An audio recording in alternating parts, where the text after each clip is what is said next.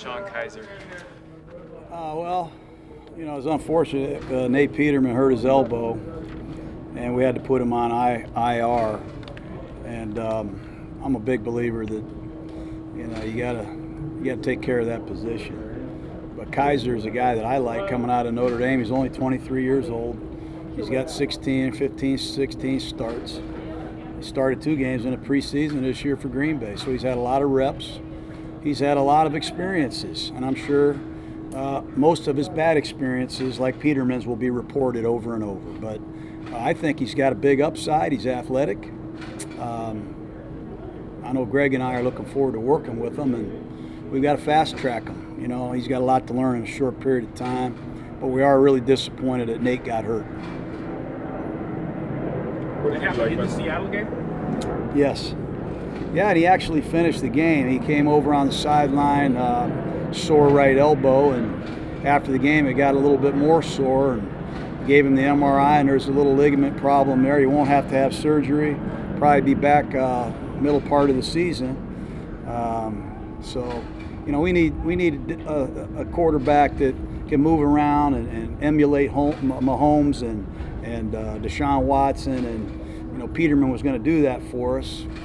The zone reads, all the things that he's able to do, and now Kizer gives us a dimension that will help us prepare for opponents, and we think he's got some upside in our system. What do you like about having 3 quarterbacks? You didn't get 2 last year.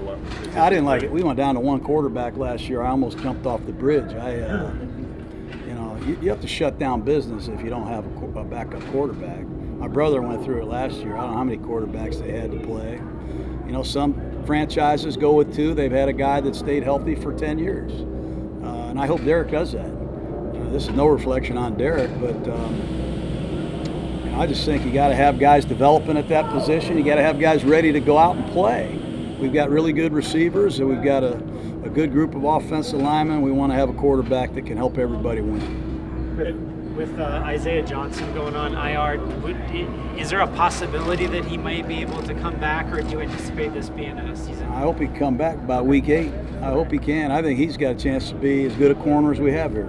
He's long, he's a press corner, he's talented, he got off to a great start. So hopefully late in the year, there's a spot for him. Jon, what did we, I don't think anybody ever asked you about Dallin Levitt during the entire course of training camp. What did we all miss? We got a lot of calls on Levitt the last year and a half or so. He's a great special teams player. It starts right there. You put the special teams tape on, which few people do these days. Levitt shows up big time.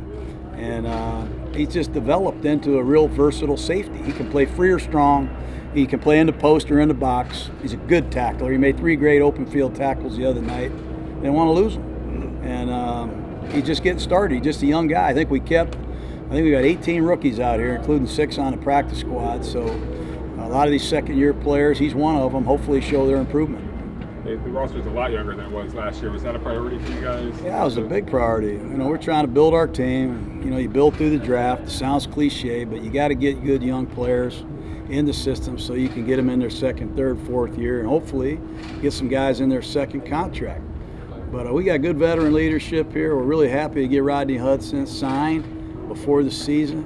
I think the veteran leadership here is big for these young guys to follow. So we're excited about that.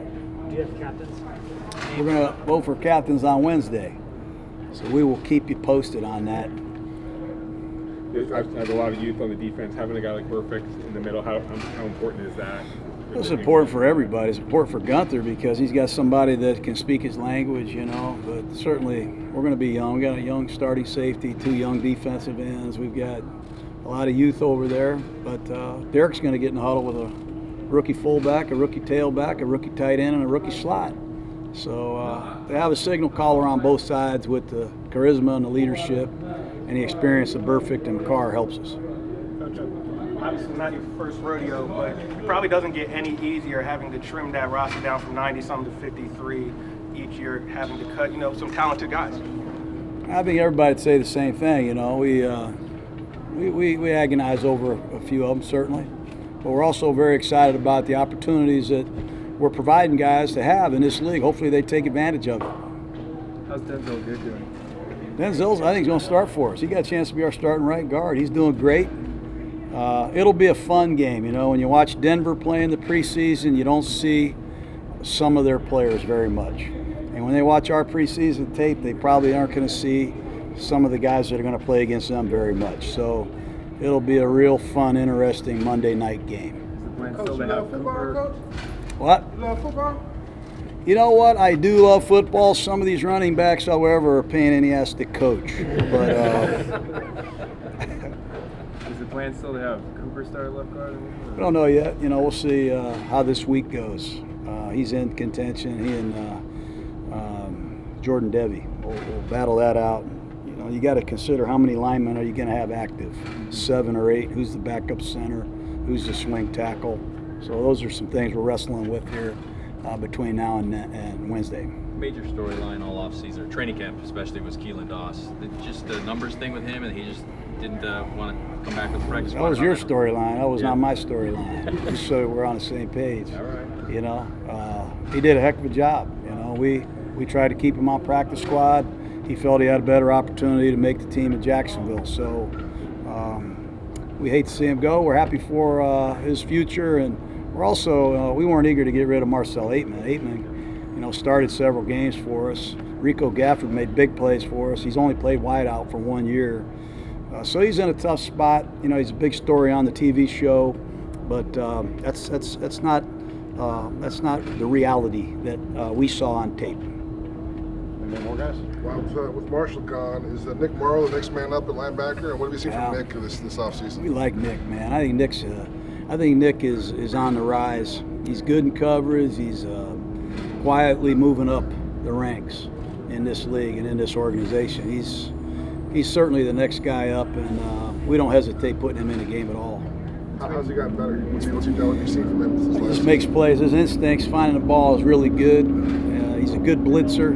He's extremely athletic, comfortable in space, good one-on-one tackler, and a better tackler than you think. He plays a lot bigger than he looks. Between the number of linebackers that you guys kept and the fact that Joyner has worked only at slot corner this week, is that just an indication of how much time you guys plan to spend with 5 defensive backs on the field?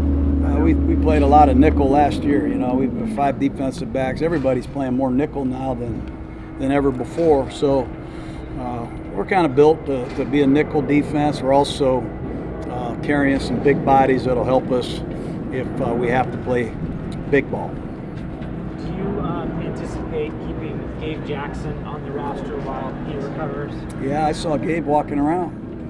You know, so I followed him around to see how that knee is doing. I'm really happy to see the progress that he's made. We didn't put him on IR for that reason. We think after the first few ball games, he'll be close to returning.